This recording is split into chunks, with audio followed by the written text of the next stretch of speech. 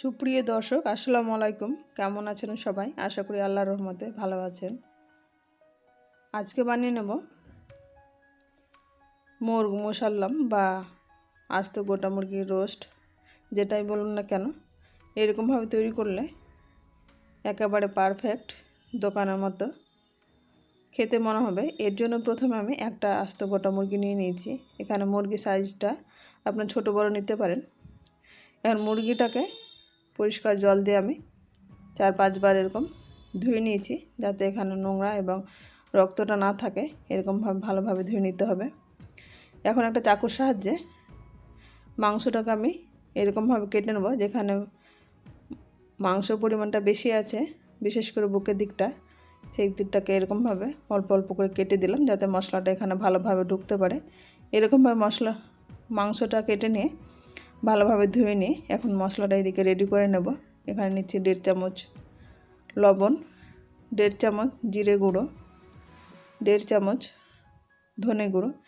এখানে যেহেতু মুরগিটা একটু বড় আছে সাইজে, মোটামুটি 2 কিলোর মতো, তাই আমি মশলা পরিমাণটা একটু বেশি নিয়েছি। এখানে ছোটো মুরগির সাইজ হলে মশলা পরিমাণটা কমিয়ে নেবেন। আর দিচ্ছি 1 চামচ কাঁচা লঙ্কা বাটা। এখানে চাইলে আপনারা শুকনো লঙ্কা গুঁড়ো ব্যবহার করতে পারেন। 1 চামচ রসুন বাটা, 1 চামচ আদা বাটা। এখানে আমি কাঁচা লঙ্কা ব্যবহার করছি, তাই লঙ্কা পরিমাণটা কম হবে বলে আরও 1/2 চামচ আমি কাঁচা লঙ্কা বাটা দিয়ে দিলাম। আর নিয়েছি এখানে 1 কাপ মতো টক দই। এখানে টক দইটাকে আমি আগে থেকে জলটা ঝরিয়ে রেখেছিলাম, সেই টক দইটা দিয়ে দিলাম। এখানে চাইলে আপনারা কাজু পেস্টও ব্যবহার করে দিতে পারেন। আর দিচ্ছি 1 চামচ ভিনেগার। এখানে যদি ভিনেগার না থাকে তাহলে লেবু রসও দিতে পারেন। আর এখানে বাইরে থেকে কেনা আছে চিকেন তন্দুরি মশলা, সেটা দিয়ে দেবো 1 চামচ।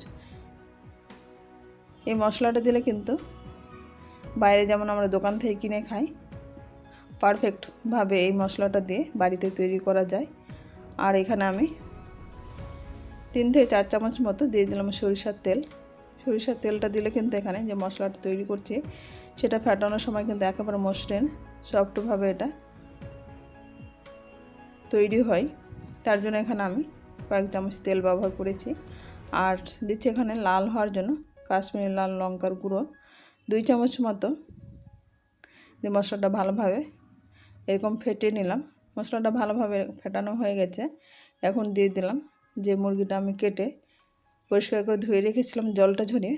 জলটা কিন্তু অবশ্যই একটা ঝুড়ির মধ্যে রেখে দিতে হবে মুরগিটা, যাতে জলটা ঝরে যায়। এখন মুরগিটাকে মশলার মধ্যে রেখে এরকমভাবে ভালোভাবে প্রত্যেকটা জায়গায় ভালোভাবে মেখে নেব। মোটামুটি এখানে আমার 5 থেকে 7 মিনিট মতো এরকমভাবে ম্যাসাজ করতে হয়েছে। এরকমভাবে মুরগিটাকে ভালো করে ম্যাসাজ করে দিতে হবে, যাতে মশলাটা ভালোভাবে ঢুকতে পারে। এরকম যত বেশি ম্যাসাজ করবেন, যত বেশি মাখাবেন, তত বেশি মশলাটা ঢুকবে এবং মাংসটা তত বেশি খেতে ভালো লাগে। এখানে বুকের দিকটাতে বিশেষ করে মাংসটা ধুয়ে ভালোভাবে মেখে নিতে হবে, তাহলে কিন্তু মশলাটা ভালোভাবে ঢুকতে পারে এবং সেদ্ধ ভালো হয়, তখন খেতে বেশ মজা লাগে। আর ভেতর দিকটাতে এরকম হাত দিয়ে দিয়ে চেপে চেপে একটু ঘষে ঘষে যত বেশি মাখবে তত বেশি এটা মাংসটা জুসি হয়। এরকমভাবে মাখিয়ে রেখে আমি মোটামুটি 3 ঘন্টা মতো রেখে দিয়েছিলাম। এখানে যত বেশি মাখিয়ে রাখবে তত বেশি ভালো। মোটামুটি আমি 3 ঘন্টা পরে ফিরে আসছি। এখানে আমি টমেটো সস এবং সোয়া সস দিইনি, তাই আমি এটা এখন পরে ব্যবহার করছি। এটা চাইলে আপনারা একেবারে ব্যবহার করতে পারেন। আমি এটা পরে ব্যবহার করেছি, যেহেতু সোয়া সস এবং টমেটো সসের পরিমাণটা আমি কম ব্যবহার করছি।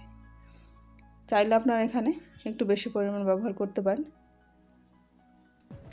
আমি 1 চামচ মতো সোয়া সস এবং ছোটো কাপের 1 কাপ মতো টমেটো সস দিয়ে এটাকে ভালোভাবে মাখিয়ে নিলাম। এখন এটা মোটামুটি আমার আবার 5 মিনিট মতো মাখা হয়ে গেছে। এখন একটা সুতোর সাহায্যে এরকমভাবে পা দুটোকে বেঁধে দিচ্ছি, যাতে ভাজার সময় ছড়িয়ে ছিটিয়ে না যায়, একেবারে পারফেক্টভাবে ভাজা যায়। তার জন্য আমি এখানে সুতোর সাহায্যে দুটোকে বেঁধে দিলাম। অন্যদিকে ওভেনে একটা কড়াই বসিয়ে কড়াইটা ভালোভাবে গরম করে নিয়ে এখানে আমি 1 কাপ মতো সরিষার তেল দিয়ে দিলাম। এখানে তেলের পরিমাণ যেহেতু আমি আগে দিয়ে রেখেছি, তাই এখানে অল্প পরিমাণ তেল দিলাম। আর 4টে এলাচ এখানে হালকা একটু চিড়ে বা ফাটিয়ে দিয়ে ফ্লেভারটা যাতে ভালো আসে তাই কয়েক সেকেন্ড এটাকে ভেজে নিলাম। এখন যে আমি মুরগিটাকে 3-4 ঘন্টা মতো মাখিয়ে রেখেছিলাম সেই মুরগিটাকে এখন দিয়ে দিলাম। মুরগিটা দিয়ে যে মশলাগুলো আছে সেটা ভালোভাবে আমি উপর দিকে লাগিয়ে নেব। এখন এটা লাগানোর পরে ফুল ফ্লেমে আমি মোটামুটি 5 মিনিট মতো ঢাকা দিয়ে রেখে দেব। যে মশলাটা আছে সেই মশলাটা দিয়ে দেবো, যাতে লবণটা আছে সেখান থেকে কিন্তু অনেকটা জল বের হবে। ঢাকা দিয়ে মোটামুটি ফুল ফ্লেমে 5 মিনিট রাখার পরে দেখতে পাচ্ছেন কতটা জল আরও বেরিয়ে গেছে। এখন এই জলটা থেকেই মুরগিটা কিন্তু অনেকটা সেদ্ধ হবে ভালোভাবে। এখন এটাকে আমি যে মশলাটার সাইডে তেলগুলো ছেড়েছে সেটাকে এরকমভাবে একটা চামচের সাহায্যে উঠিয়ে দেবো। এরকমভাবে একটা জাস্ট নড়িয়ে দেবো মুরগিটাকে যাতে লেগে না যায়। এখন এটাকে মিডিয়াম ফ্লেম করে দিয়ে আমি মোটামুটি 15 মিনিট রেখে দিয়ে এখন দুটো হাতের সাহায্যে এরকমভাবে উঠিয়ে রাখছি। যে মশলাগুলো আছে সেই মশলাগুলো এরকমভাবে উঠিয়ে দেবো যাতে মশলাগুলো উপর দিকেও ভালোভাবে লাগতে পারে এবং সেদ্ধটা বেশ ভালোভাবে হয়। এবং ঢাকা দিয়ে এরকম আমি আবার 10 মিনিট পরে এটা দেখাচ্ছি। এদিকটা অপর সাইডটা এরকমভাবে সেদ্ধ হয়ে গেছে। এটা যেহেতু আমি অনেকক্ষণে এটা ভিজিয়ে রেখেছিলাম, মাখিয়ে রেখেছিলাম, তাই অনেকটা এরকম তাড়াতাড়ি সেদ্ধ হয়ে যাচ্ছে। এখন যে মশলাগুলো থেকে জলটা ছেড়েছে সেই মশলাগুলো উপর দিকে এরকমভাবে মাখিয়ে দিতে থাকবো। মোটামুটি আমার এটা 40 থেকে 45 মিনিট মতো মিডিয়াম ফ্লেমে রান্না করে নিলাম। আর মাংসটা এইদিকে রান্না হয়ে গেছে। এইদিকে এরকম একটা টোস্টার নিয়েছি, সেই টোস্টারের সাহায্যে মুরগিটাকে এখানে জাস্ট একটু ঝলসে নেব, যেমন তন্দুরি ঝলসে নেয় তাই আমি এরকমভাবে ঝলসে নিলাম। আর এখানে নিয়েছি চারকোল বা কাঠকয়লা। এই কাঠকয়লাটাকে গ্যাস ওভেনে পুড়িয়ে নেব। এখানে একটু আগুনে জ্বলিয়ে নিয়ে